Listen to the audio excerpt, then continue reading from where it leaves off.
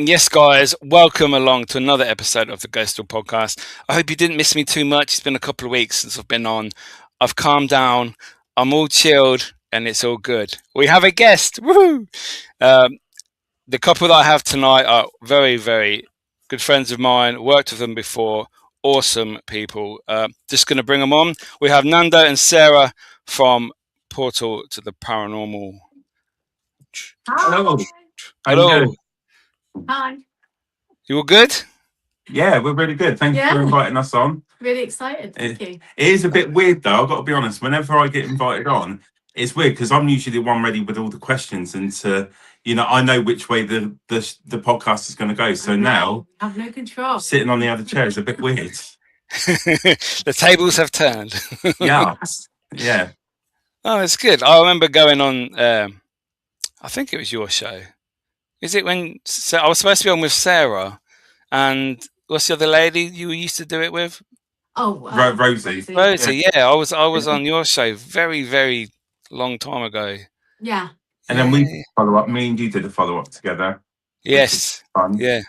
Yeah. And it's but like I said, it's just weird being on the other side of the table now and anticipating what kind of questions are going to be asked in that.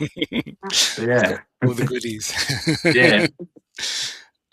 So we have a couple of people leaving comments so far. Tracy, good morning, Tracy. She's in Australia. Hey, Tracy. Good day. Nice to see you back. Good day, mate. Emily, Paranormal is here. Hi, guys. Watching you from hospital. I hope everything is improving. Hope you're doing well. Yeah. Hopefully it gets better soon.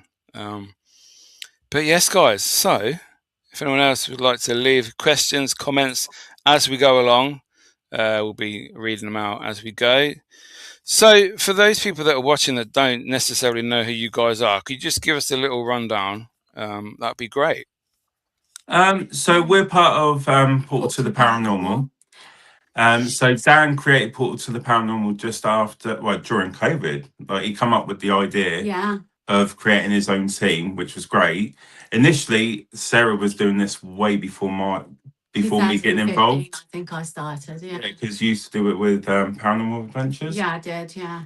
We run events all over the country, don't we? We take members of the public, they get to use the equipment, we split into small teams, and then we go and do the experiments. So the members of the public get to use the equipment and create their, try and experiment for themselves, and and they just trying to educate themselves, don't they? I think what the team like to do is educate people on how they can investigate and show them different techniques, because we do feel that every technique, every experiment has a place in the paranormal. The Victorian methods and the new ones, don't. And it's finding people's comfort zone on how they want to investigate. And do it respectfully as well. Because it's very subjective. There's a lot of different techniques. There's a lot of different ways.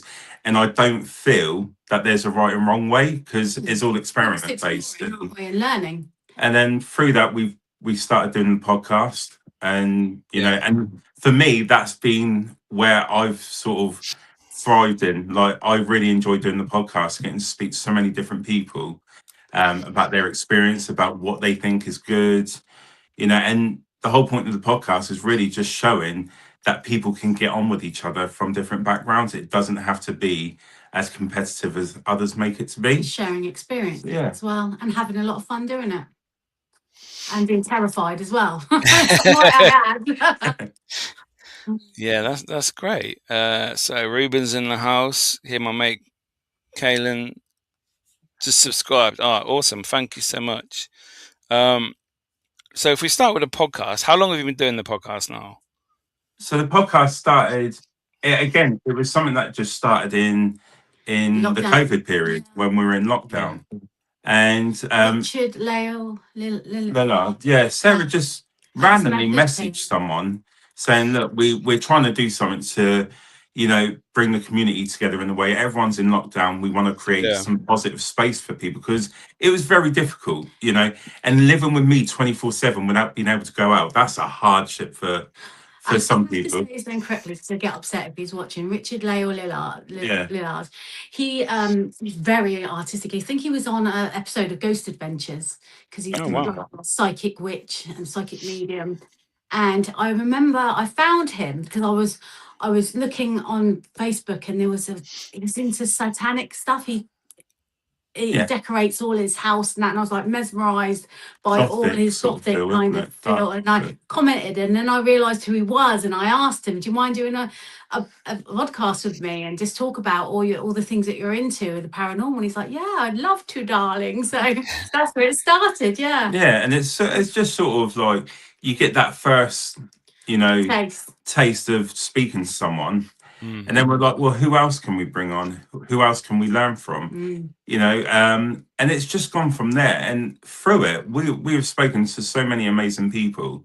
And the podcast for me is a place where you can create great connections with people and become friends. Because we speak to a lot of people outside of the podcast.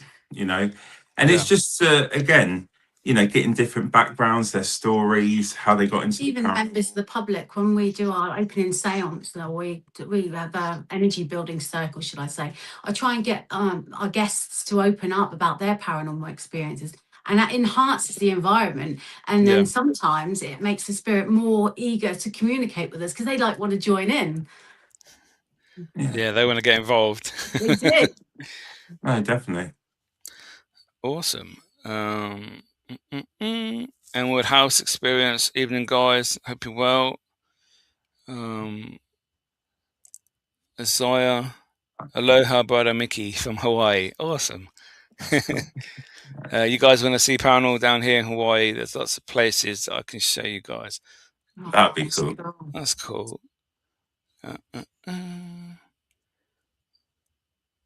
Evening.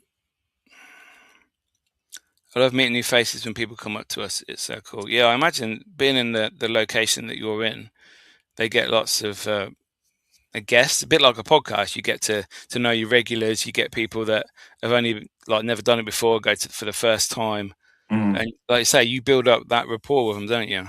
Yeah. And we get to meet on when we've done events. Meeting different people, different belief systems. And it's just, again, for me, it's about creating an environment where everyone can literally be themselves. If you're skeptic, it's fine. If you're coming along, all we ask is be respectful to the location, be respectful to the people around you, and just be open-minded and see what happens. And I think that's what's been great. We've made so many friends through doing our own paranormal investigations, the podcast. It's just been a great experience. I believe everyone has a certain amount of psychic ability, and you can enhance that by being in that kind of environment, shutting the lights off and just trying to get in tune with that side of you. People sort of fight it off because they're afraid of it. But I feel that with the equipment that we use and with the confidence we try and give our guests in trying to reach out to the spirits, it enhances it, doesn't it? And it's great for them because they've felt that they've done something different, something new, and maybe even learned something. They agree with what you said. Respect is massive for us. It definitely is, and without respect, you don't deserve it back. To be fair, in my eyes,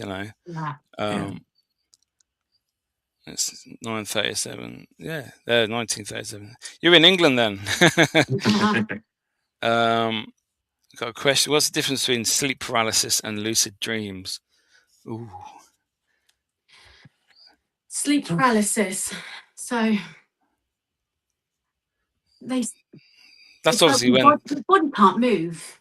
Yeah, the brain wakes up before the the body, like the physical movements, doesn't it? And a lot of people say they feel like something's in the room with them, or like a spirit, or they have an overwhelming sense of fear. That's it, isn't it? Yeah. What's the other one? Lucid dreams. That's like when you're dreaming for, like it's reality, like it's real. Yeah. Yeah. Yeah, I've never experienced either of those, to be fair, and I think I'm lucky because a lot of people do not like the experiences. No. But yeah, so how did this? What sparked your interest in the paranormal? How did you guys get into it in the first place? So for me, it's quite funny because, like I said, Sarah did it way before me, and I think Yeah. I was at the stage where, I sort of took the mick a little bit. Like whenever she said she was going out on a ghost hunt, she would go with her sister. She would go with my sister. You're going to go play Ghostbusters, and it was like that sort of that was my sort of attitude to it, Yeah. because and then when Dan said, "Do you want to be part of it?" and initially it was just to help out with the Facebook page, and then we did an investigation at a place called Manor Farm, and we were in the old church that's in the Doomsday Book. Yeah. Anyway, we were just there, like quite simply, we were sitting in one of the pews and we were just doing some calling outs. And it's the most awkward thing when you're calling out in the dark to nothing. You feel, I don't know if everyone's the same, but you feel like a bit of a prat because you're like, what's going to happen? And, you know, we had some equipment and we had like a cat ball, right? Just sat there. But we were sat on the pew on the right hand side. The altar was a little bit away from us, but as we were calling out, suddenly this cat ball just sort of rolled down the table. But the altar was so thick you could not move it. No wind could, you know, move anything. There was nothing going on in there, and that Yeah. was quite weird for me. And then it's sort of, the more I started doing it, I started relating back to things that I think I may have seen when I was younger. So I got a vivid memory of seeing my grandmother after she had passed away, like this amazing glow around her, and Oh she was wow. sat on the edge of the bed. And Yeah. the more I was doing investigations and the more I was talking to people, it was just like, well, now let's try and capture and see what is real. What could have been causing the paranormal. I think the biggest thing for us is when we think something's paranormal, we have to identify, is there a root cause? Is it just um you know are we in a moment where we're scared and then it creates a paranormal moment? So it's Yeah. all of that, but that's how it sparked it for me. But Sarah, yours is a lot different. A lot different. I have a 21-year-old, believe it or not. And when he was about 3 months old, I used to rent a bungalow in Hedge End in Linton Road. And he must have been about, that's 2, 3 months old. And he was in his Moses basket that was right next to me. And I Yeah. had my bed and then the window behind me. And it was July, about 5 in the morning. And as I was coming to, I felt like something poking me in the arm. And yeah, I believe that the mind is a powerful thing. And I did question myself over this, but it seemed so real. So I did feel like there's something poking me in the arm, and I could hear my son in his Moses basket kicking up his little covers and that, and he's right by the side of me. And as I come to, there was a woman, as clear as day, an old woman with big brown eyes, looking at me like this and poking me with her finger, and then she disappeared. And I thought to myself, oh my God, someone's in the house. That was my initial thought. Yeah. And Yeah. I tried to wake my partner up next to me to say, oh my God, someone's in the house. And she was nowhere to be seen. And I thought to myself, that bungalow, she must have thought that I was intruding in her house. I used to keep it absolutely immaculate because I thought, I used to talk to her and say, don't do that again, please. This is still your home. And I remember the people that had rented it to me was a brother and sister. And I told them what had happened. And they said, our mother died in that house. So number one, it could have been her. And number two, I think in the Filipino culture, the ancestors do come by sometimes and let you know Yeah. that they're there. So I thought, oh, it could be one or two things, but it was real to me. Yeah.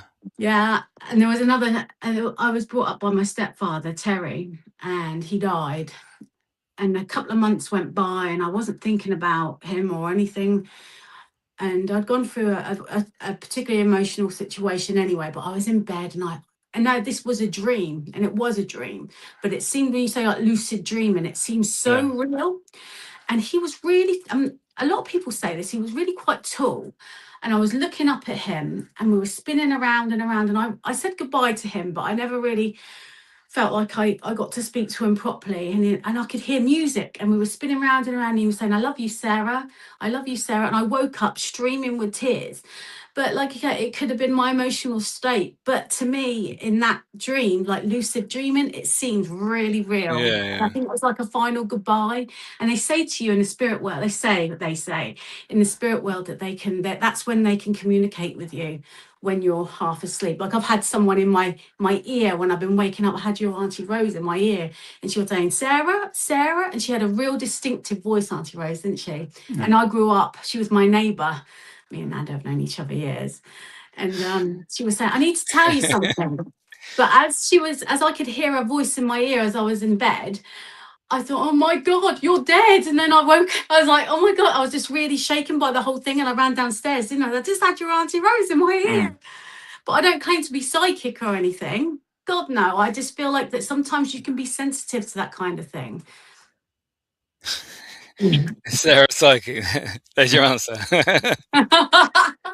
I don't know. I think she is, because whenever I've done something wrong, she seems to know before she's actually found out. So yeah, she's got knows. some kind of ability. She knows, but It's called woman's intuition. okay, fair enough then. But yeah. Well, men are just always wrong. They're always in trouble. That is true. Yeah, so that sparked it for me. I was hooked. Oh, nice. Can fear itself create experiences that feel real but aren't? Yeah, Do you know? I can accept that. Do you know what? I think sometimes, if you're in that real fear factor, I think the mind's a great. It is. It's a great thing, and I don't think we appreciate how advanced our minds can actually be when we're in different situations.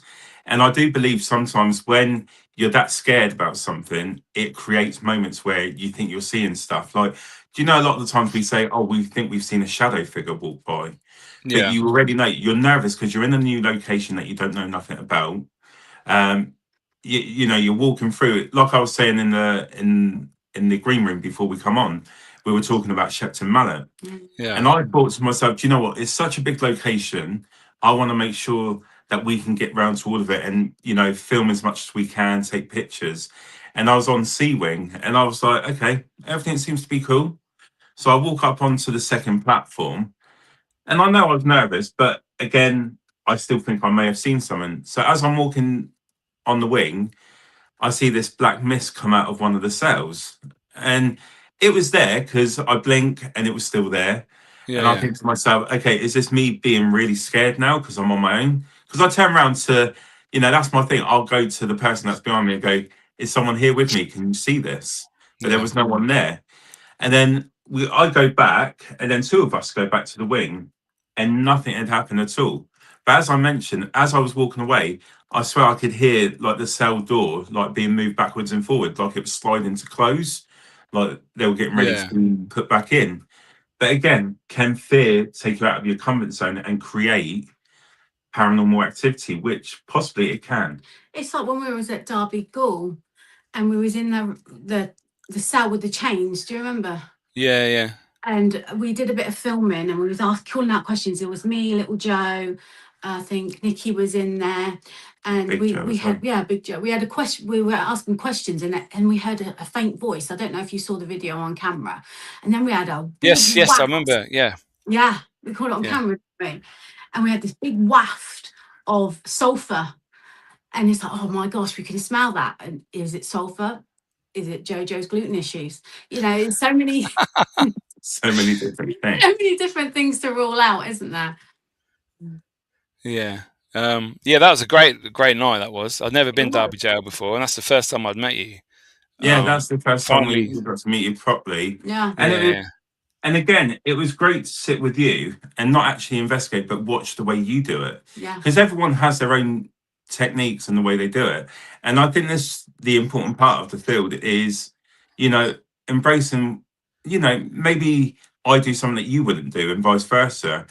But this is where it gets a bit competitive, and people don't respect each other's way of doing things, but it has to be either their way or no way, and then it causes an unnecessary. To mix it up a bit, I like the Victorian methods, like the table tipping in and the rods and all that, and I also like the more modern style, like electrical, like voice boxes and things like that. But are you all the way with all the modern stuff, Nick? I used to be like watching Ghost Adventure, seeing the stuff on telly. For right, I got to get one of them. But then over the last, say, a couple of years, year and a half, I've really cut back on what I use. I don't really use that much anymore. Depending on where I am, obviously, if you're outside in woods or abandoned places, you can't really bring much in case people turn up or it gets damaged. It's raining, so you just take the basics, don't you? Like I take the voice recorder, spirit box, Alice box, and that's about it really. I don't take my motion sensors, anything like that, because it's difficult to put things out. But if you like rented a place and you can control the situation. Like last week, I was in Hellfire Caves just with Mark. It was just the two of us there, and so we had loads of voice recorders everywhere, cameras everywhere, equipment all over the place, like motion sensors, and it's something that you can actually use and put out and try and capture some evidence, you know. But obviously, it just depends where you are. So Sometimes, I'm not as much as I used to. Yeah. But sometimes does it make me fake though? Just because I use equipment? No. I think that's a very wrong way of, you know. Again, it falls down to people take face value what they see on Hey Sarah, on what they see being put on the screen. You know, people use technology in their way doesn't mean that they're faking it.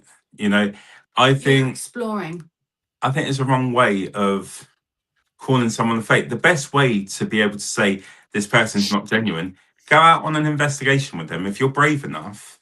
And you know, you really want to see it at, you know, real time, not on a video, no editing, raw. Then go with the person that you think are fake. You know, I think a lot of us would be happy to say, well, if you want to come and, you know, see what we do and how we do it, and then you can take your judgment from there. Now, do we know that sometimes equipment can create false positives? Yeah. 100%. That's why if you put something out on what I tend to do when I put something on Facebook or on YouTube, TikTok, I'll say, could we have caught something here? Tell us your thoughts. I always leave it open to you know, a healthy debate, because I think if you put a claim to it, that's where people pick up and go, well, that's not real, this is this. But if I leave it as an open question, everyone's entitled to their opinion. Just be nice about it. Sometimes if you've got a ghost box and you're like at Merley House and you're in the nursery, which you know where the children were, and you get something come through saying children or babies or crime, that there could be evidence in itself, because how would it know that you're in a nursery? Or when I'm getting my guests to use a Ouija board and they think they're communicating with somebody they know, I say to them, you know what? Why don't you take your hand off the board, and then maybe your friends do it, or do it to some of the other guests around the thing and around the board, and then ask questions, but only ask 3 questions, but only one of them is the correct one, and don't tell us, and see if it comes through. And that, I think, is a good way of like siphoning out evidence. And the other thing is, why would you want to fake anything when you're sitting in a location for up to 6 hours? It's not, you know, and this is more for me, is on a personal level, you know, being a dad of 3 boys, I want my boys to grow up to know being honest is the best way. But if I'm putting out stuff to people saying this is real, but I know I'm faking it, I'm basically a liar, and I'm, you know, and I don't want them, you know, I don't want it to be like that. But we've been in locations where we have used the apps, and I'll give, like, Fort Whitley, underground tunnels where no signal is being picked up, not any kind of signal. And one of the chaps that was with us was using Necrophonic, and he gets a clear sentence about, he asked one question, where are we? You are in the tunnels of Fort Whitley. You know, and I know people have this thing, well, it submits data to your phone, it picks up your voices, but we didn't ask anything, but where are we? And then it gives a full sentence under the tunnels with no signal being transmitted. You know, could that be real? Could it be fake? Well, not fake, but could it be a word bank just generating words? Is it listening? Is it listening? But if you're not getting any signal and all your data switched off, it wouldn't be transmitting anything. So it's hard to. Sometimes the best kind of evidence is just to sit in a room, quiet, no outside noise, and just ask a few questions, but sit in the dark and just let your senses overtake you, and see what you can hear and see, hear. You know, or even get the recorder going. But I think with anything you put out, you're always going to have people that, and not necessarily into the paranormal. They're people that just want to create negativity to cause an unhealthy drama. Yeah. Drama, clicks, clickbait, Yeah. and all that stuff. Yeah. And do you know what? If people was to just be a bit more grown up with the way they, I think it's fair, question stuff all the time, but do it in a healthy way. You can ask, like, I could happily ask you, Miki, if I see one of your videos, Miki, do you think it could have been this by any chance? And I'm sure you would be happy to reply because it's respectful. But it's when you get pulled out for, you must be fake because you're doing this, or you're doing, it doesn't mean that you're fake. You're just using what's available and testing it out and see what happens.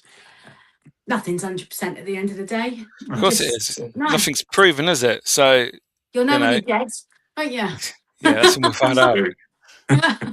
Hi Emma, hope you're good. Oh, I've had loads of questions. Hi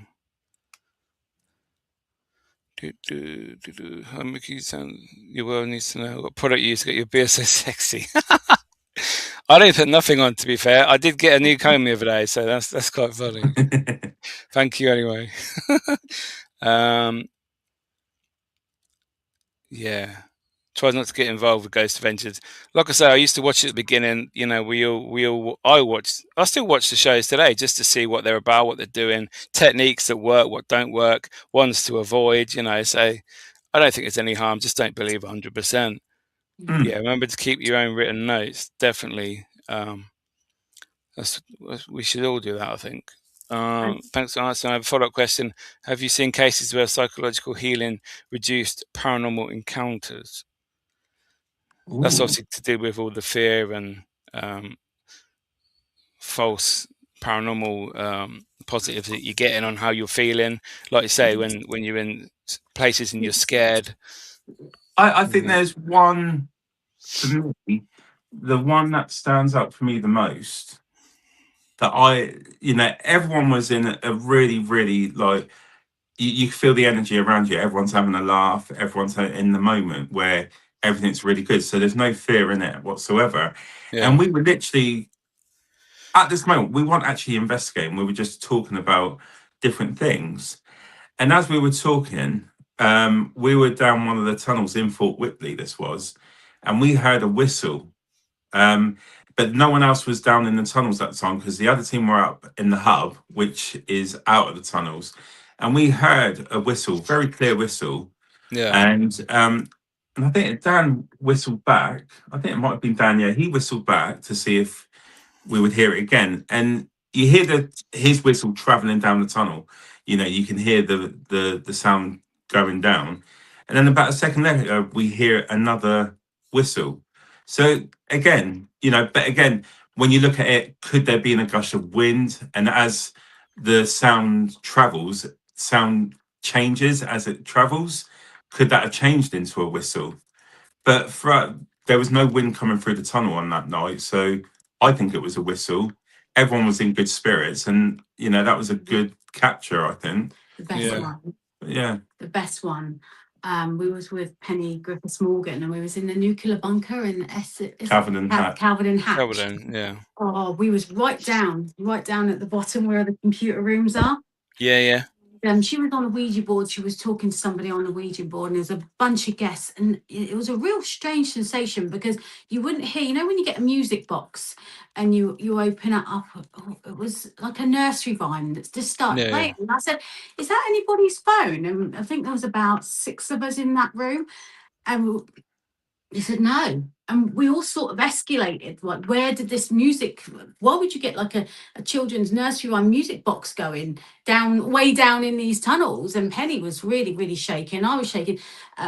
Jojo, she was absolutely terrifying. She goes, I feel really eerie. I've seen like a mist forming over there, and we can all see it was quite cold down there as well. But it really did escalate into some frantic kind of, the fear factor kicked in, and we had to get out of there because we were really pretty scared. The fact that this tune come out of nowhere, we all heard it, and then we've got this eerie feeling.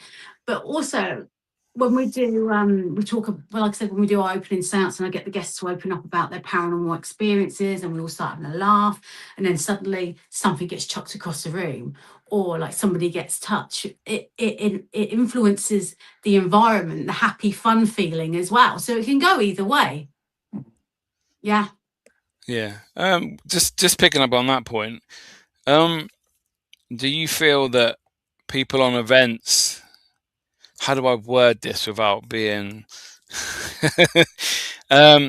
with events, is it more experience or evidence based that you've experienced yourselves anyway? Because from just before you answer, when I don't go there to get evidence on events, because normally, depending on the location, there might be too many people there might be not enough people, so I go there for the enjoyment of other people's company, meeting them for the first time. I don't go there thinking I'm going to try and capture this amazing evidence, because more than likely some people have never done it before. They're hyper, they're nervous, they're excited, they laugh too much, they're giggling with their friends in the corner. What's your experiences from running your events? So with us, we always say to all our guests, one thing we're very clear: do not think it's going to be like what you see on TV. It's nothing like that. You could be sitting in a location and you will get nothing. Ours is about, documenting if we do pick up anything, and then researching what we found. But a lot of it is, getting them, educating them about the equipment, how we tend to do investigations, and then leave them to do their own thing in a sort of way. Let them experience it for themselves and what they pick up. But we don't go in and say, tonight we're going to get the best piece of evidence going, because we know that's not going to happen. Some of the times it's more of a case of we get to meet people and enjoy their company. We met our neighbours down the road here. We only met them through, they come on an event, and then we realised they lived down the road, and now we go out with them. We go to their house, we play cards. So it's more like we get to meet a different range of people and get to know their stories about why they enjoy the paranormal. And then the investigation, when something happens, we document it. We talk about it at the end of the evening as a group discussion, what people have found. But I do it more because I enjoy the people that I get to meet. The location, the history is one of the best things about it. Getting to walk through places where real history has happened there, and that's great to be able to get into these locations. And then lastly, if you do pick up some evidence that we can't debunk ourselves, it's great because it just shows that there is something more after our life is done on Earth. And that's the way I like to think about it. Part of it is being in a controlled environment as well. Like if I need silence from my guests so we can conduct an experiment, I'll ask them, you need to be quiet now, you need to turn your lights off, you need to try and just let us know if you smell anything or you hear anything, or if a word pops into your head. Because at the end of the night, when we do our wash up, it could be something that's relevant to the location. And I think lots of people, different people coming in and out bring different sorts of energy as well. You get some people that are highly sensitive, some people that are not, and you get the odd gigglers as well. But sometimes it's a bit quiet now. That'd be grand if you could be a bit quiet, but then it enhances the energy as well, because then the ghosts are thinking, let's get on this. We've got a bit of a giggler here. Let's chuck a stone at them, and then they all start screaming. So I think what's good about us, we're not scared to have a laugh. Like, I know some people take it very seriously, and we do. We do. But at the same time, we want to show that we're just normal human beings as well. And we want to enjoy the time that we have with people. And like I said, we've got to meet great people on the investigation that we've become friends with. And that's just as important. Going out investigating but having a good time. Is just great, because sometimes people have come that have, there's a couple, the wife, she has a lot of disabilities, and to get her out and see her being able to enjoy herself is great.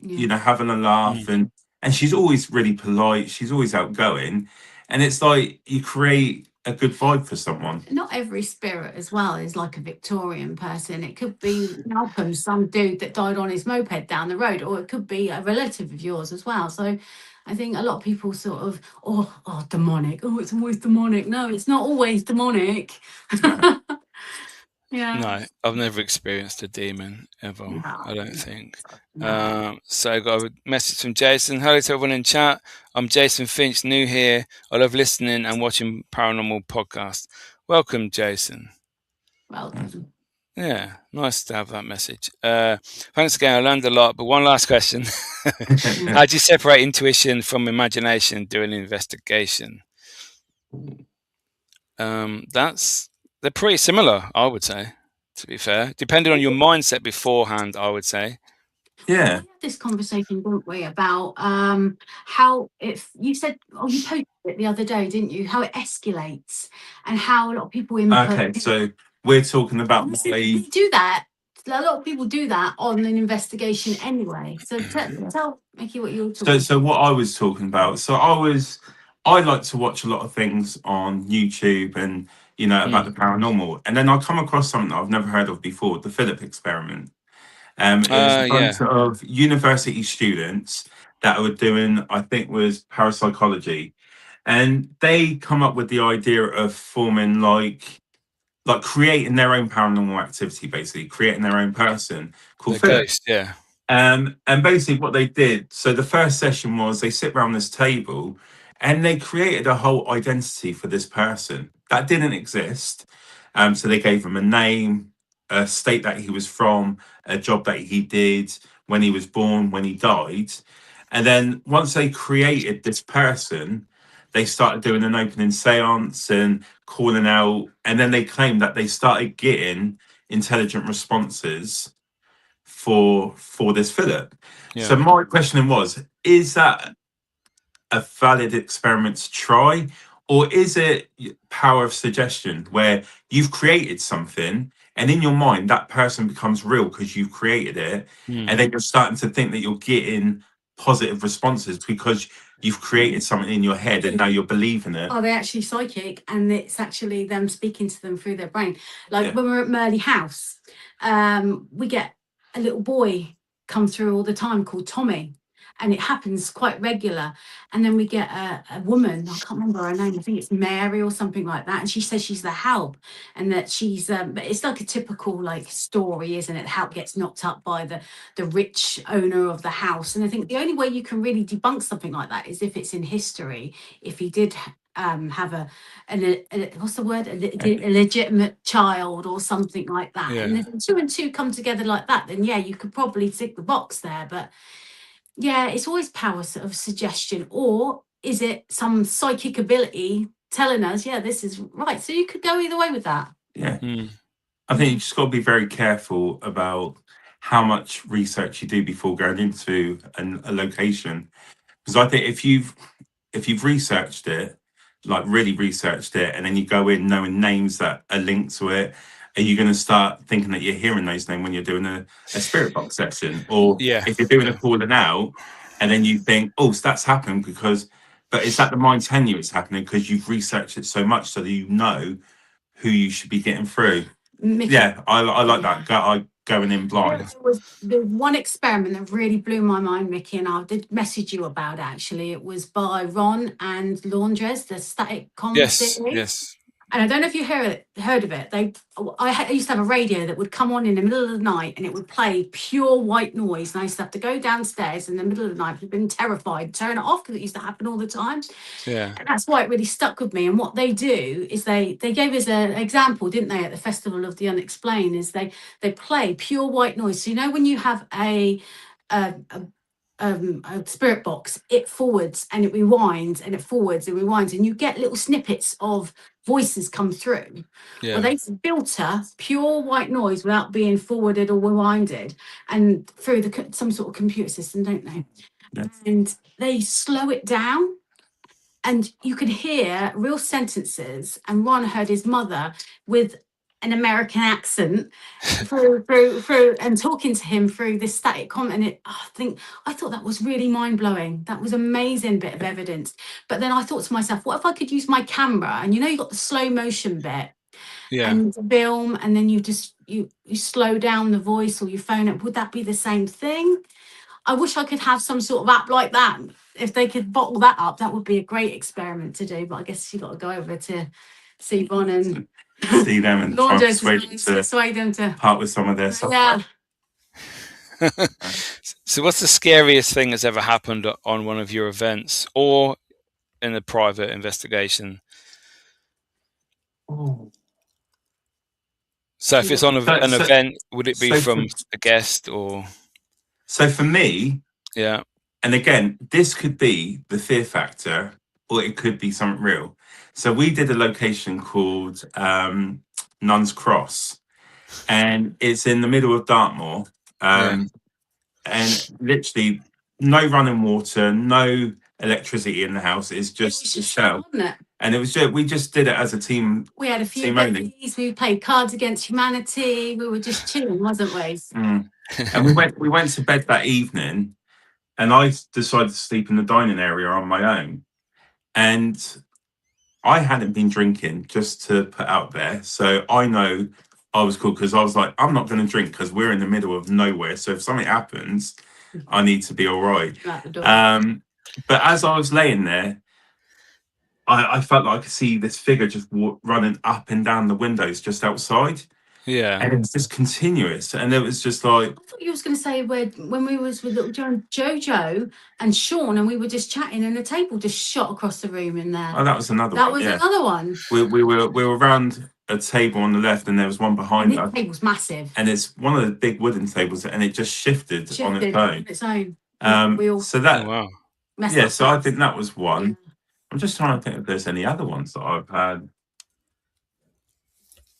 No, I think that would be one of the main ones for me. Like if I was say I was scared or uneased by what was going on, but it just felt. And then in the corridor, you know, again, this could be my mind, but it sounded like there was a conversation going on outside.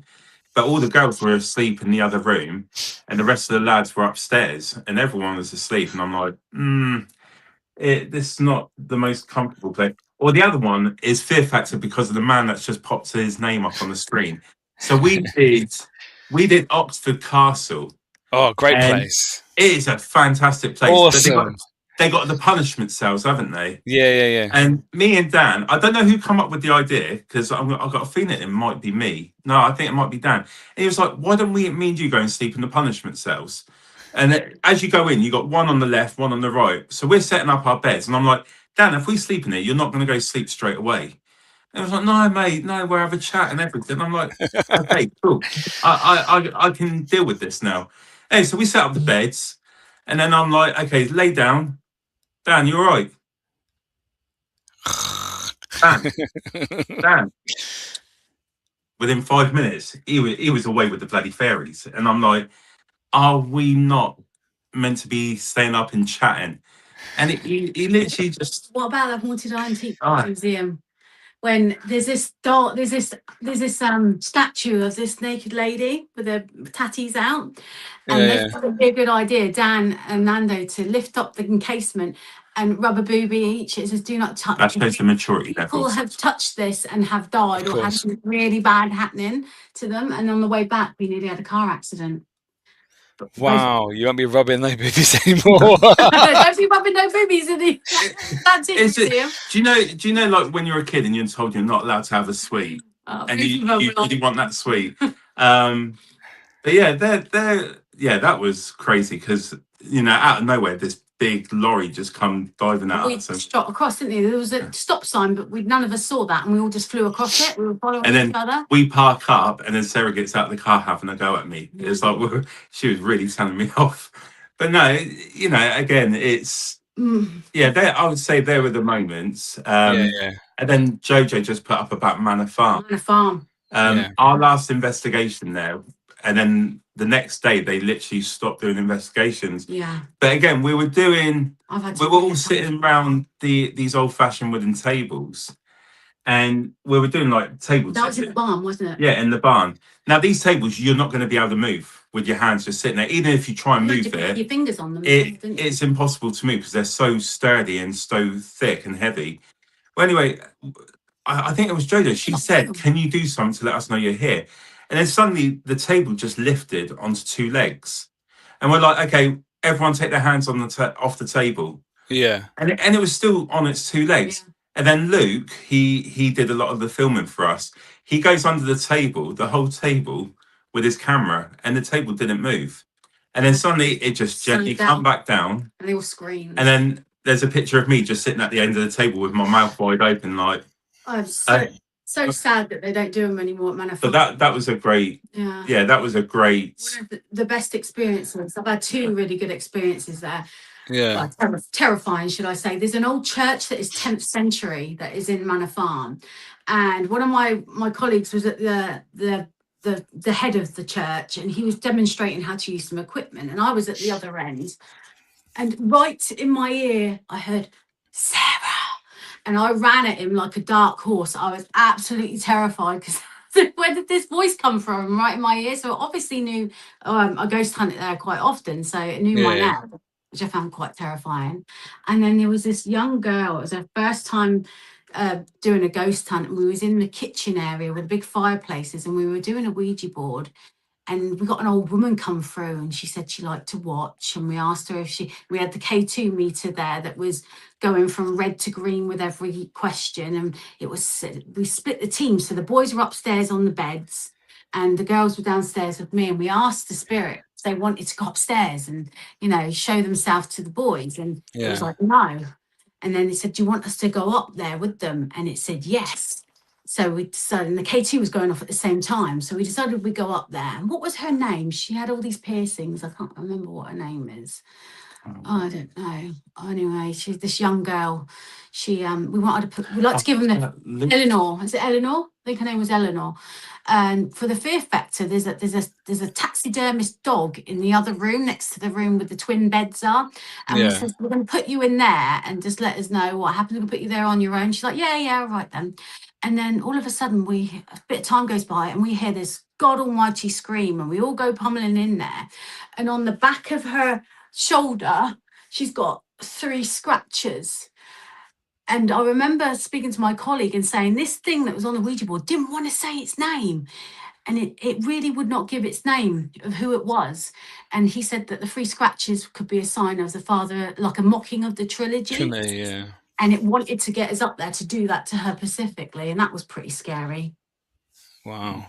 That's crazy. So Emma's was meant to go there, but we pulled out.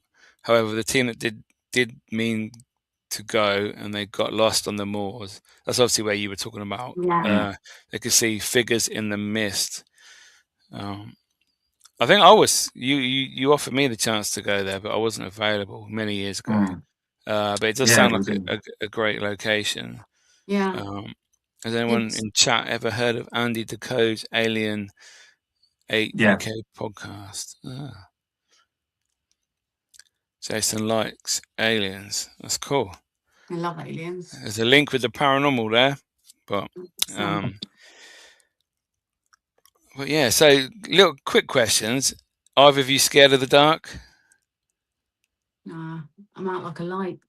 It sort of depends on what we've been watching, because the problem I have, we can watch a scary movie, and then you have a prat that decides to be funny to try and make moments where you scare. And I'll give you an example. When The Conjuring 2 come out, we were watching it, and I thought, you know what, I want some snacks. So I went and got some nuts from the cupboard. And as I was away, someone decided to get some cotton string tied to a chair. And very calculated, she under the carpet, just sat there, and I'm there. The back of the settee. Yeah, and then I'm there just throwing these nuts in my mouth, having a good chew, and then suddenly this chair comes flying at me. Give it a little rattle first, so you. And she had to literally pound my back because I've got a load of nuts stuck in my throat. Oh no! So when we watch scary stuff, it is like, it depends on how I get treated at home. She could be a bit cruel. She could be a bit cruel, can't we? Believers, non-believers? I want to. I wonder. I don't want to think that when you're dead, but I want to have more experiences. Yeah, but you saw the person poking you. Yeah, but then I think to myself, is that just my mind? But it seems real. Yeah.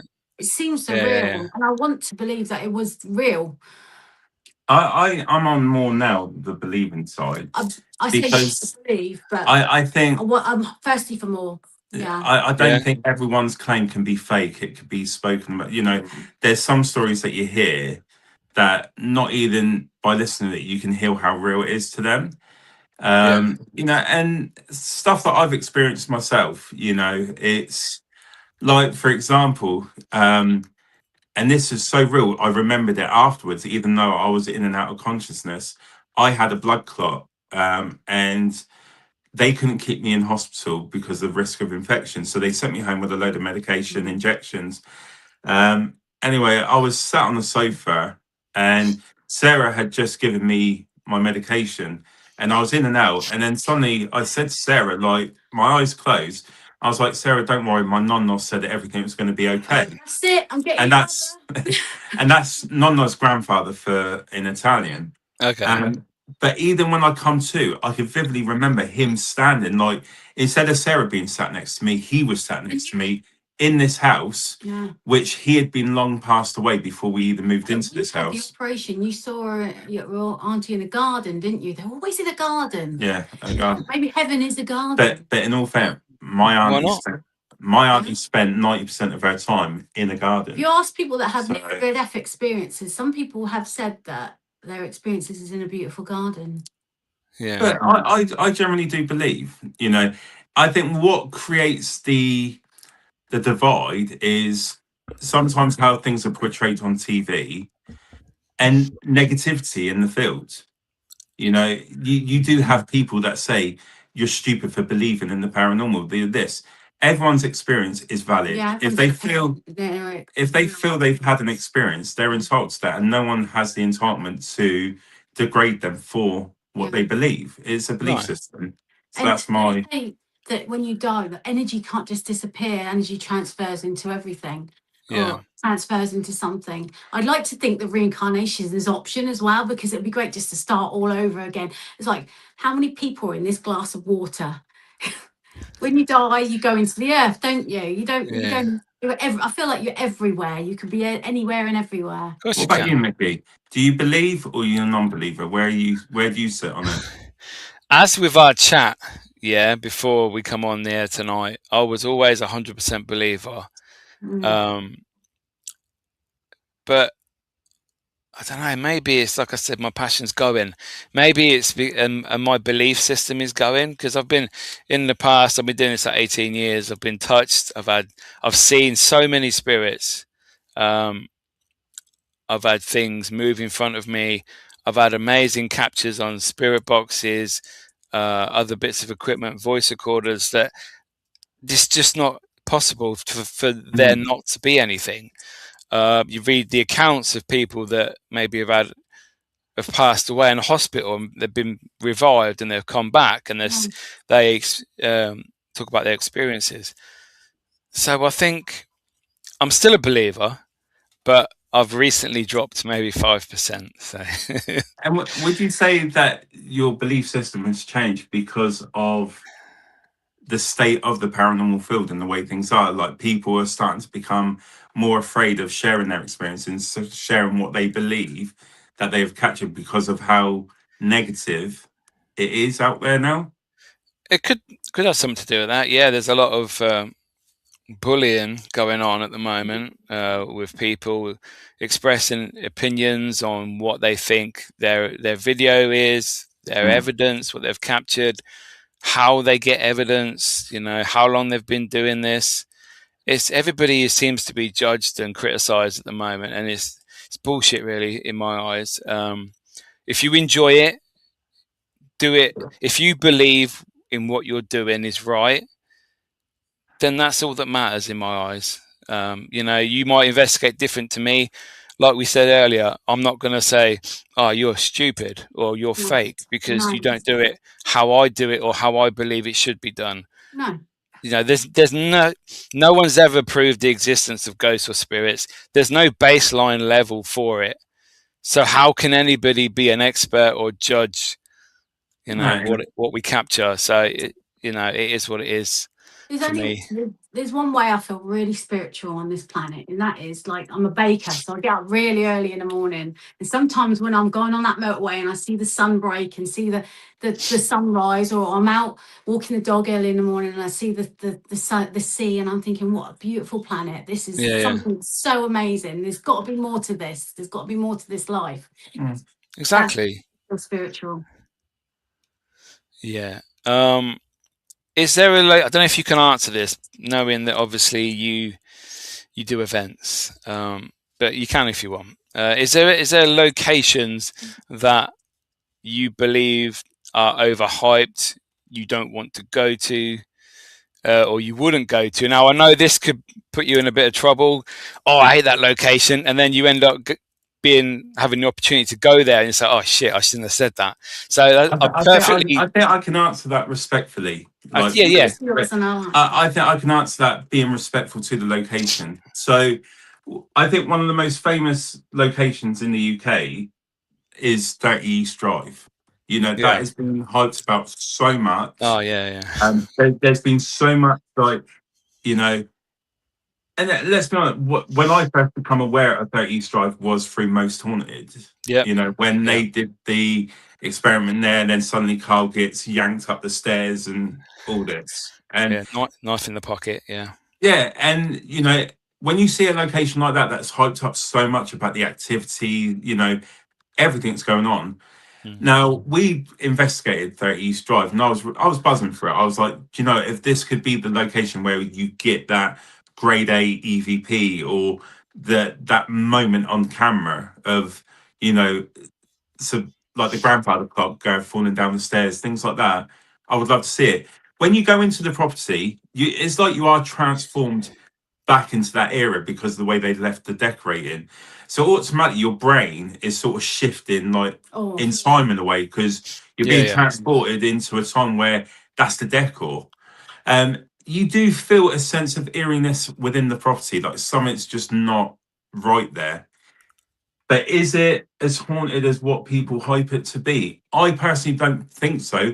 But then again, that's what I believe. I'm not saying that I'm right, and I don't take away from other people what they've picked up. But when we did our experiment there, when we did the investigation there, we picked up very little things. But for a place to be that active with poltergeist activity, the father allegedly passed away in the bathroom, everyone seems to get something in there. And then when we went in there, it was very but would I be open to go back there again? Yeah. I've come up with the idea, would it be good for just one person to go in there and investigate and see? But then I think the fear factor would kick in, and then do you create false positives yourself because of the way you think it? Yeah. But I just think that property, is investigated so much as well. It's used as an Airbnb. It's used consistently, and it's just like you can't really determine what is there and what isn't because of how much it's used. So it's a difficult one. But I think that's my one. What's your one? Ed and Lorraine Warren cracked it. The 28-day theory, I feel like, is a real thing. It's like, if you're going to work every day, the stone tape theory, why would you go to work at night? If you work in the day, you could see a spirit. Like at Sainsbury's, we had something tugging the back of our aprons all the time when I used to work at Sainsbury's. I mean, it could be a former employee. I think that things are active at certain times within a 28-day period. Or like, it's not just because you go there once and you've had no activity doesn't mean you're going to go there again and not have anything. Sometimes it's really kicking off in some places, and then you go back another time and zero things happen. It's like you were saying about the what's it called? Flipping heck. Sorry, I've been up since 4:30. The one I just talked about. 30 East Drive. I think Joe's there. The dad that died. Maybe the poltergeist isn't there anymore, but Joe, I feel that he's there. He died in the bathroom. Yeah, definitely. Well, when I've been there about 4 times. So Emma, the last time we were there, the furniture wasn't even original at East Drive. Yeah, they probably just make it look good and dated, so that for the whole feel. Yeah. Anyway, when I was there, we had The only real thing that we had at East Drive was we were in the parents' bedroom. We were having the spirit box. It's just me and someone else there, and wasn't really getting anything. This was the first time we went the week after Most Haunted did their famous live, so we were so hyped, like you say, to go there, and all we got was on a spirit box, a little girl voice.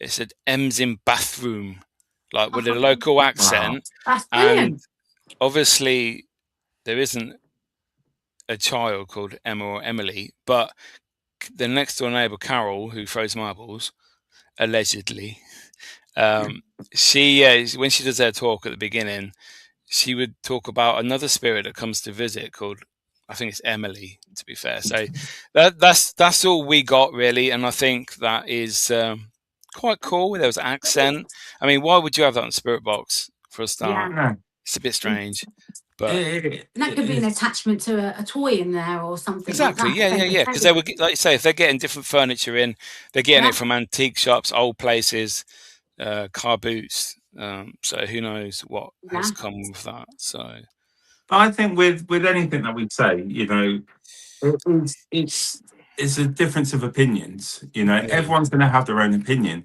and this thing, people are so scared to give their opinions because people are going to take it the wrong way.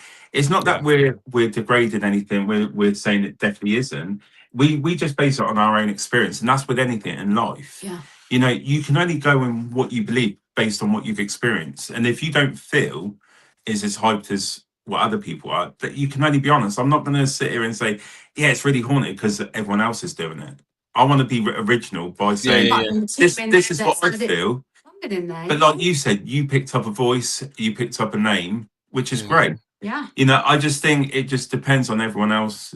It's an opinion-based industry or field, and it's not saying that anyone's doing anything wrong. It's just let's have an open discussion. And I think we did a podcast about a TV show, The Girls That Grave the Ghost. Yeah. And we researched the location, you know, and from the haunting, the amount of the value of the house that it went up because of the haunting, you know, we were just discussing it. Could it have been real? Could it have been faked? You know, and it's just an open discussion about what our opinions are on certain things. And I think if we can do more of that, it would be such a great feel just to be able to. It's like I would love to do a podcast. I'll be honest. I would love to do a podcast with people like Emily Paranormal, yourself, and just have an open table where we discuss what we really feel and our opinions about the paranormal. But I know a lot of people would be off that because some people are just worried about giving their opinion. But I don't think we should be worried anymore. We should be able to express ourselves. Set it up. Well, there we go. And that's my next podcast. Then we're going to do an open table. But I just think it would be just so good to have difference of opinions and just show people that, do you know what? I may not agree with Miki, but afterwards we could still be friends and say, do you want to meet up and go for an investigation? Or, you know, it doesn't need to turn into this, well, because you didn't agree with me, I think you're a complete Visuals can be controversial, but then it can be really effective. You don't know. Everything. Some of the information that comes through is like, they didn't know that. I think it'll be a great podcast. Like, if you can get a good group of people, and then maybe once a month where we just do a podcast based on the field, what's been going on, and have an honest and open conversation about what people want to bring to the table. I think it'll be a great podcast to do, and that would be something that I would love to see.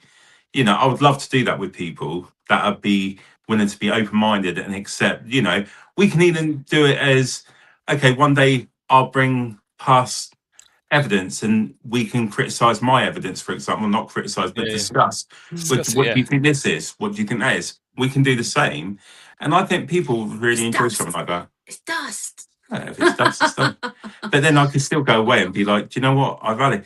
You've been in the field for 18 years, of course I'm going to accept what you've got to say because you've been doing this a lot longer, so you could educate me, you know, on what I may not know. I think that's where we need to go with like the paranormal field is, you know, show that we can do things from different backgrounds without it turning into a heated debate and unnecessary drama. Yeah, that's a good idea. So Paranormal Twins, great vibe tonight. One of our favorite episodes. what the paranormal is all about. Like-minded people having a laugh and enjoying themselves. Exactly. That's what we want. Little stank. The cemetery gives me the spooks. Yeah, some cemeteries are creepy.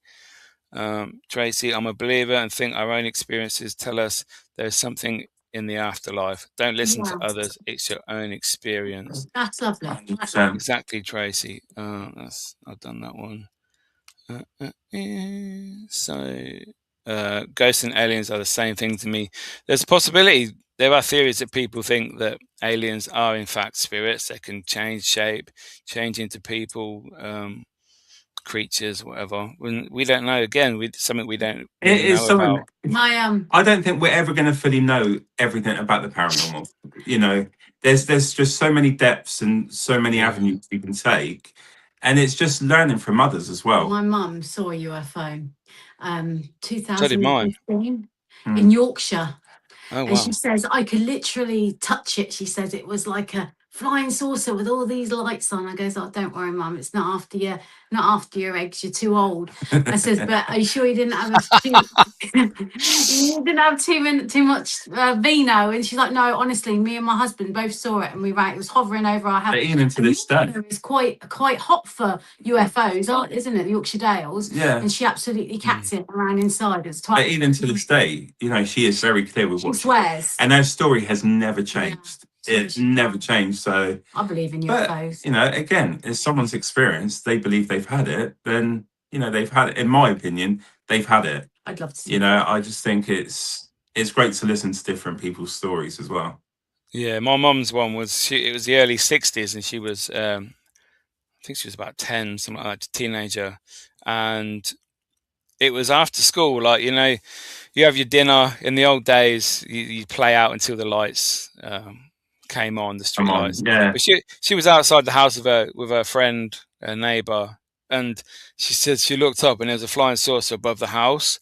Wow. And like there was other kids around that would see it like down the street and that, and they all went in and told their mums and that, you know, told my nan, and so, oh, don't be stupid, it's a load of rubbish. And then the next day it was in the newspaper. Wow. And it's like crazy. I'd love to see a UFO flying saucer. I mean, you see so many videos nowadays, things falling from the sky. Even NASA, when they do the live link on the moon, you see ships moving about or objects, and then they turn it off. And it's like, nope, we can't show them that. But there was a lot going on last year, wasn't there? Yes, in January last year. Spheres and blue balls and that. Yeah. And that what happened in LA, which they covered up. One trotting down the avenue or something. Oh, Miami. Yeah, they were landing in Miami. Yeah. Yeah. Yeah, and they had the whole police force there, didn't they? But they said it. They said it for something else. It's like rubbish. That's an alien. In the back garden. That'd be so cool, wouldn't it? That is cool.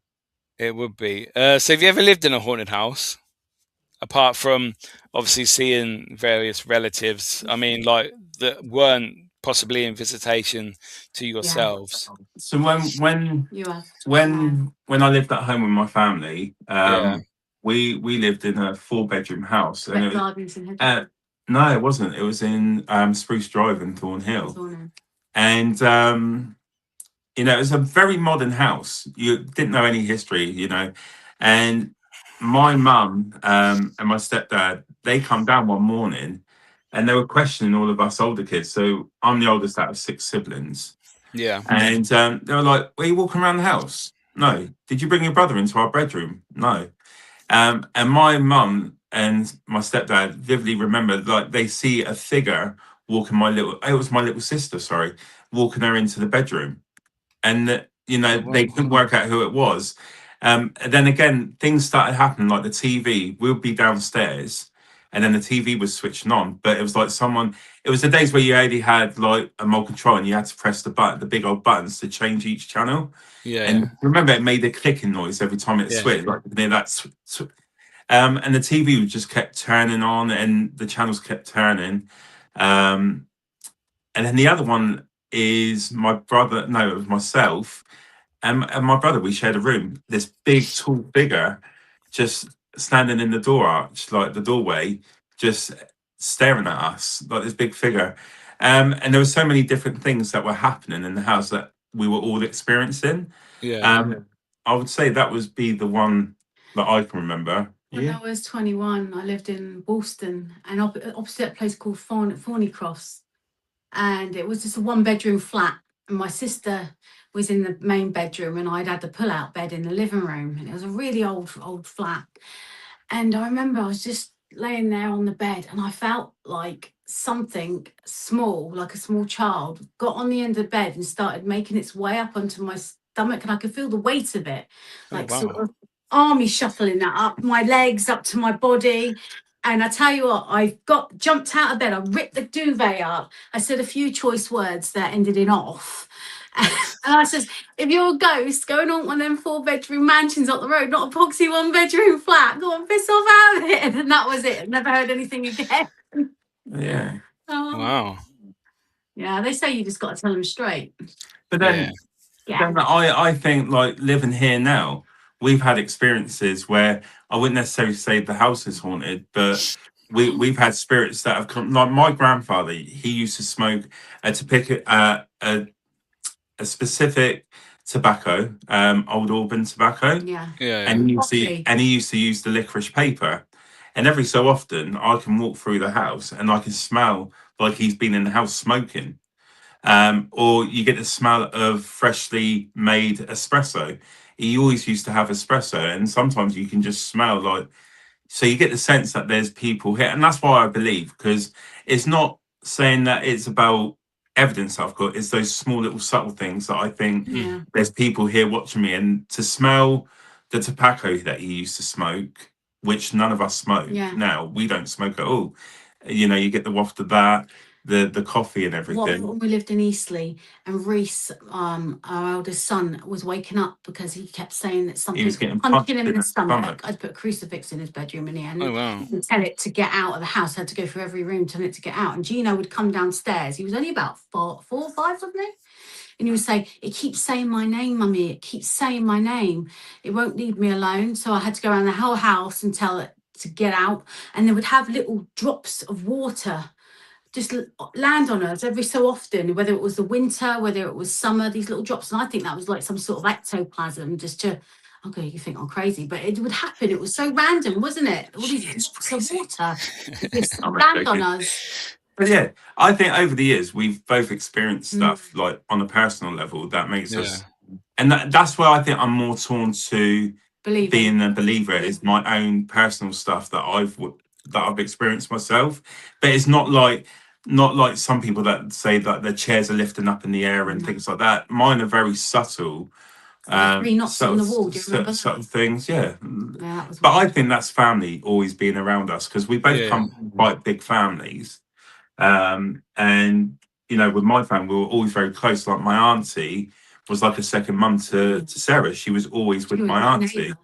I was 7, I think. And she had a love for the both of us, very strong up from, you know, even to the day she passed away. And that's when I thought that I heard her in my ear when I was laid in bed, just drifting off, but I was just coming to, and I could hear her like a telephone in my ear, and the distinctive voices. Yeah. I thought, oh my gosh, I've just had your eye. I come running downstairs, didn't I? And I'll be honest, the last thing she said to me, and this is no word of a lie, Miki, she was put into a hospice and she was getting like palliative care. Yeah. And it was the day before she passed away. She was like, Nando, come here. Or maybe the day before that. She was like, come here. And I was like, what do you need? Like, you know, trying to help out. And I go to her and she gets into me and she goes, when I die, I'm going to come back and fucking haunt you. She had such a sense of humor. But that was the personality she had. She lived her life, and you know, she was a fantastic person, a fantastic woman. But then, do you know what? I don't believe she's come back to haunt me, but she's definitely come back to let me know that she's still here. But when I was really ill, you know, you sat in the garden. You know, I was sat in the garden, and it was the garden that, because I lived with her for a period of time as well. And we were sat in her garden where I could see the flower arch that she had, the apple tree in the corner. We were sat physically in her garden. And I woke up and the first thing I said, My auntie was just here. I worked You in know, Abbey House nursing home, and this old guy, he died, and they brought him back. And I said, "You're all right, Phil?" His name was. He says, "No, I'm not all right. I died. I was quite happy, sat in that garden with my wife, and now I'm back here." You know, it's Wow. no, I do believe in all that stuff. But yeah. Cool. Evening, Jenny. Hope you're good. Sean, back in 2000 when I lived in Lincolnshire, I watched the light come across the sky. That stopped for 5 minutes, then shot off in a different direction. I can't debunk that. Yeah, that's obviously we're talking about the UFOs and that. Yes. So I lived in a place called Mablethorpe years ago, and I was 16, and I was coming back from a nightclub called Zebedee's, and I was quite naughty. So my parents didn't know that I was at this nightclub, and I was walking down the street about 12 o'clock at night, and the sky just lit up like it wasn't thunder or anything like that. It just lit up like it was daylight, and then went back dark again. And I thought, oh, that was weird. And my Uncle John said that he saw these things just zooming around, like bright lights and things like that, just darting off here, there, and everywhere. And that was in Lincolnshire as well. It's quite active for the UFOs, I feel. Yeah, I think we're seeing them more and more now. It's just it will soon become the norm. I think, oh yeah, there's an alien. Oh yeah, hello. You know? Yeah. You're a bit early tonight, you know. So I've got a couple of questions left, if that's all good for you guys. Yeah, that's good. Bucket list location that you'd love to investigate anywhere in the world for yourselves, not for the events team. Where would you go? On the spot. Do you know one place that I would love to go to? We're actually going there in May. Okay. We're going to Pompeii for the day. We're doing a day trip to Pompeii.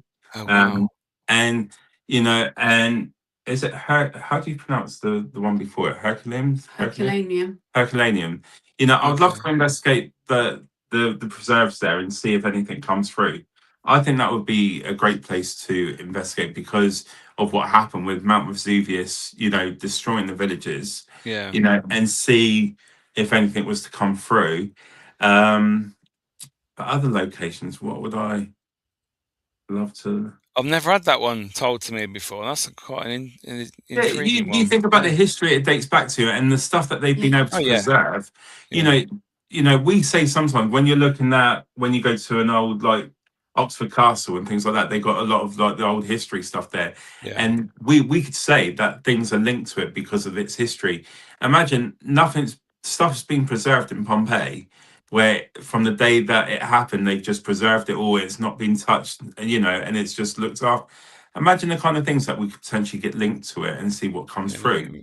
And what I would find fascinating is, you know, we being in England, we get everything responding in English. Wouldn't it be great if you did a spirit box and then it's suddenly you're getting an Italian voice speaking in Italian to you or in a different language, you know, and that would be like, well, that would be quite cool, you know, take a translator with you. But that would be my bucket list to investigate. I would love to do that. When we went to New York, I treated you to the Gangster Museum, didn't I? Unfortunately, it's not there anymore. And it was an old speakeasy. And what's his name? Al Capone. Al Capone did all his dodgy dealings there. And the underground bit that led down to the river so we can make a quick exit. There was bullet holes in the wall. Dynamite that was meant to be fixed into the wall with the stake.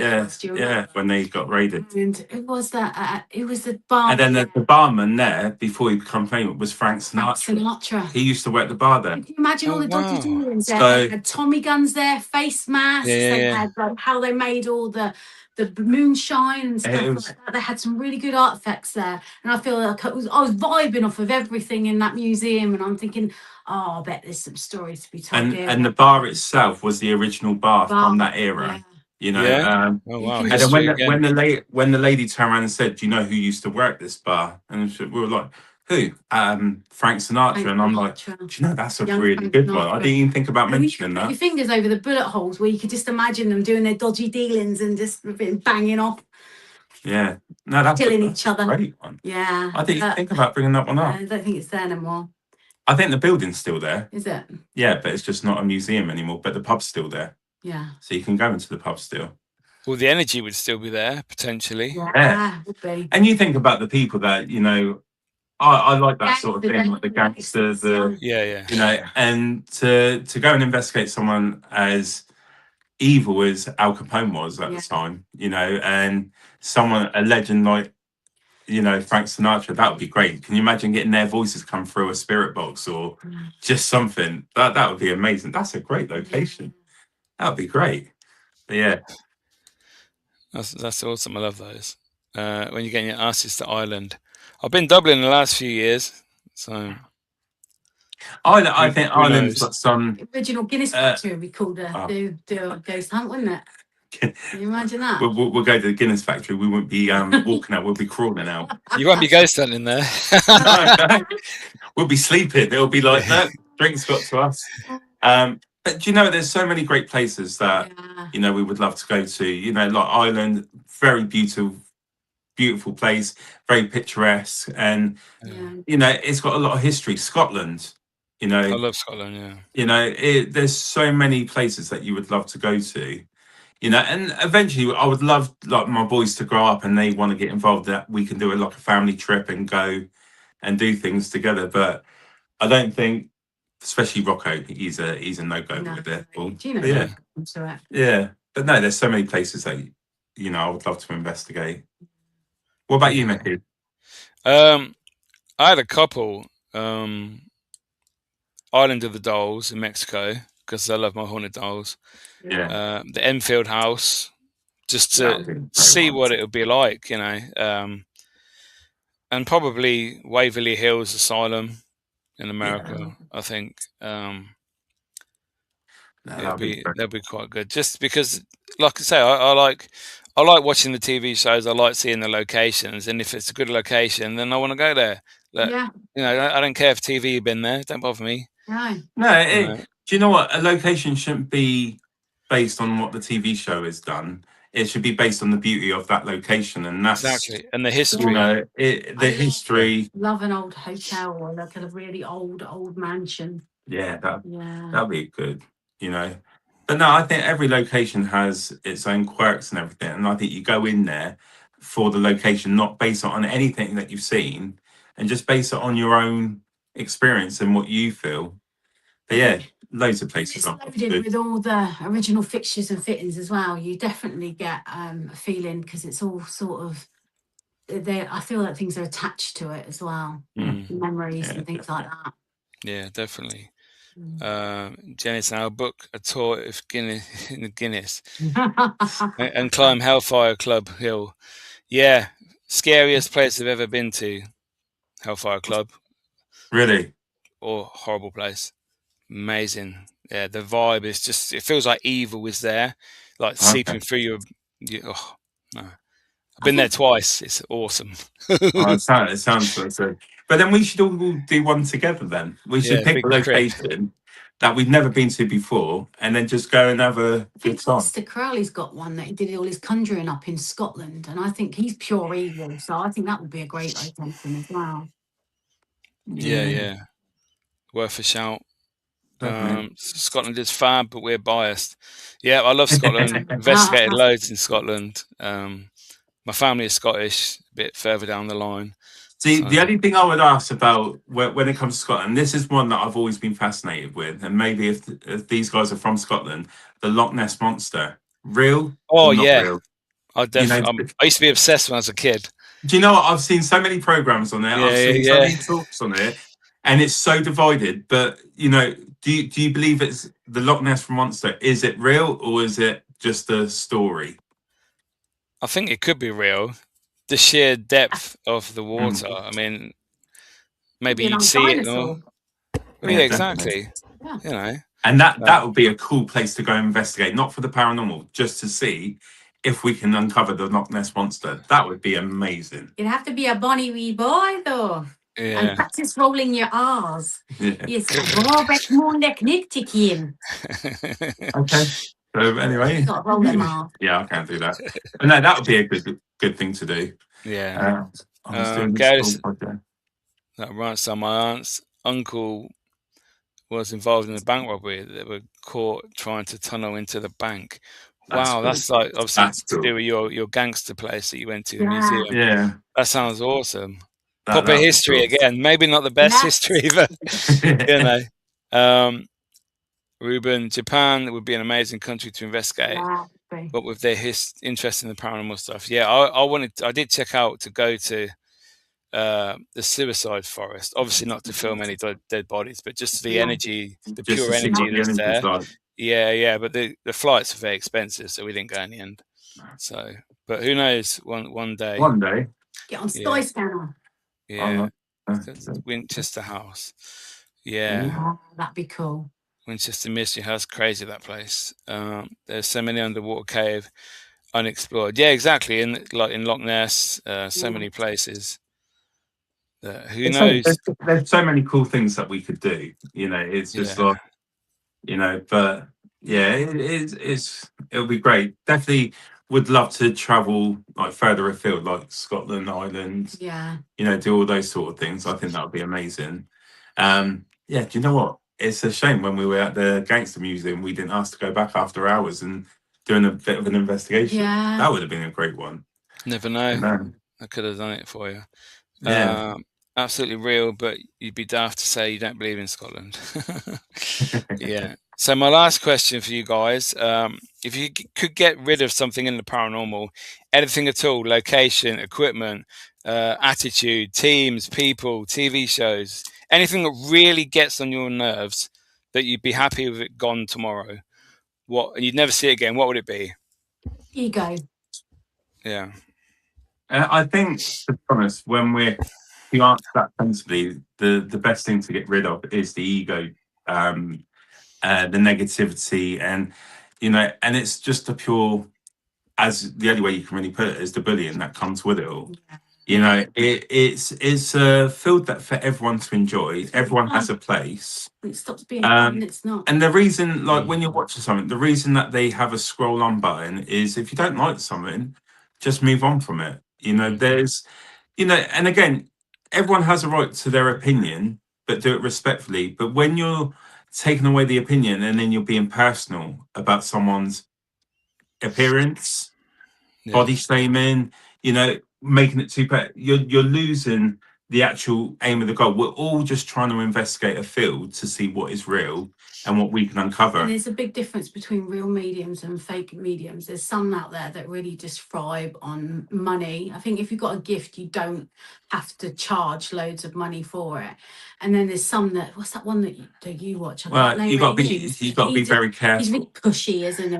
Like, drop man. Well, really pushy. When you go on TikTok now, everyone on TikTok is a psychic medium. Yeah. And they're doing readings and that, And the thing is, my bugbear with that, you got to be so careful because people have lost relatives that are finding it difficult, and it's cruel to give them a false hope, or you know, knowing that you're just in it for the money. That's so bad. When a medium's real, because they say something that only you would know.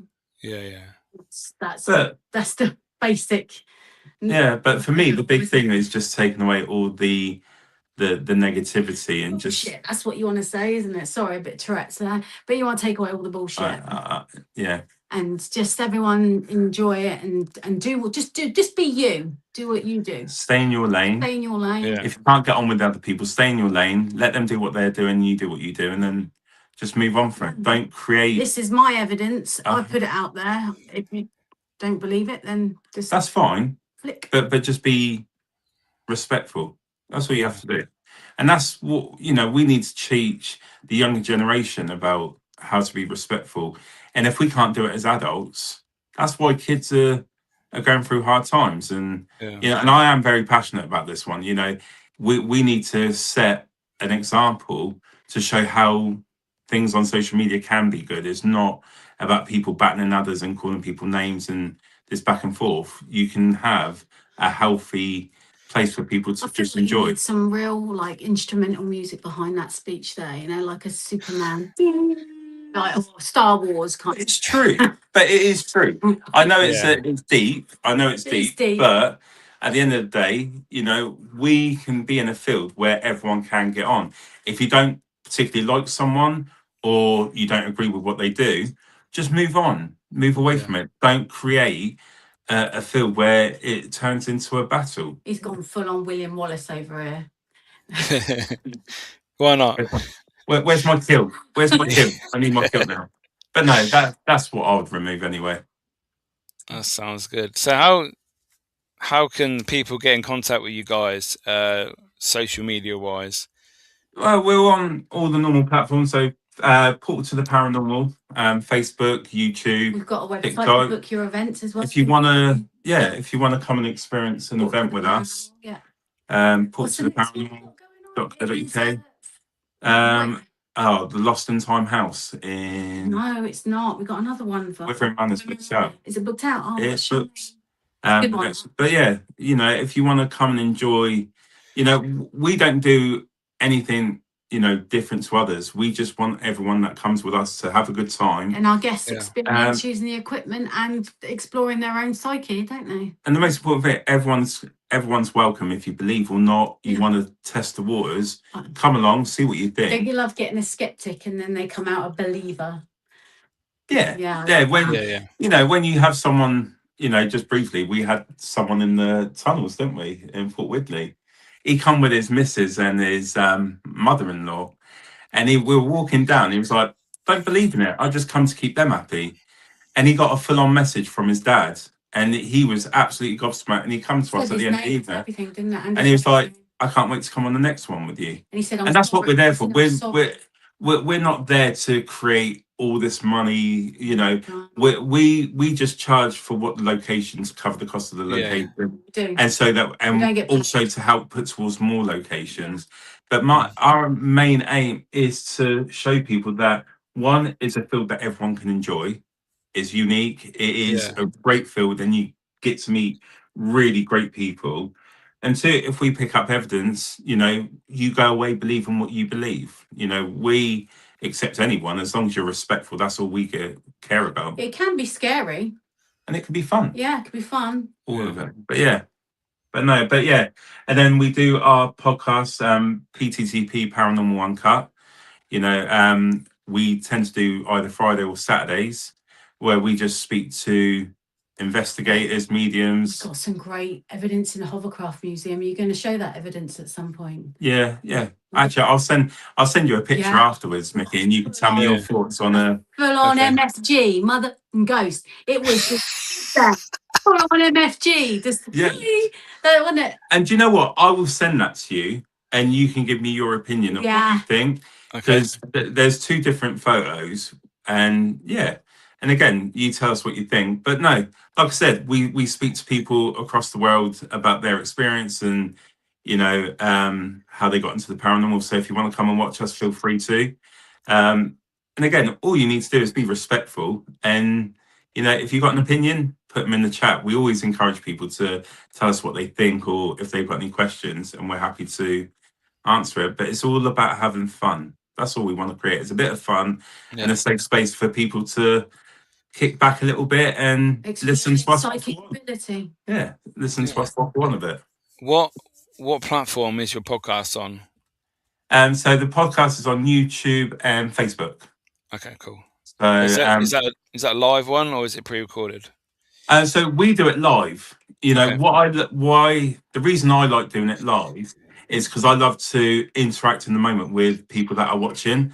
So you get the questions there and then you can answer it on the spot. So then you can't, and I want our viewers to feel that they're involved as well, that they're part of the podcast. It's not just about me or Sarah as the host and the guest. It's about all of us collectively are enjoying the moment. And, I always ensure that I make time to answer the questions in the chat because I want everyone to feel part of this great podcast that we do. I feel it's great. I feel the people that I get to talk to are great. And I want the viewers to feel it's great and enjoy it as well. I like to concentrate on the guests more. I like to it's brains. I love it. Yeah. But that's what we like to do. Yeah. Cool. Awesome. So thank you very much, guys, for joining me this evening. Thanks for having us on. It's been a pleasure. Until the next time, we'll see you in a bit. Bye, everyone. Bye. See you later, guys. Bye.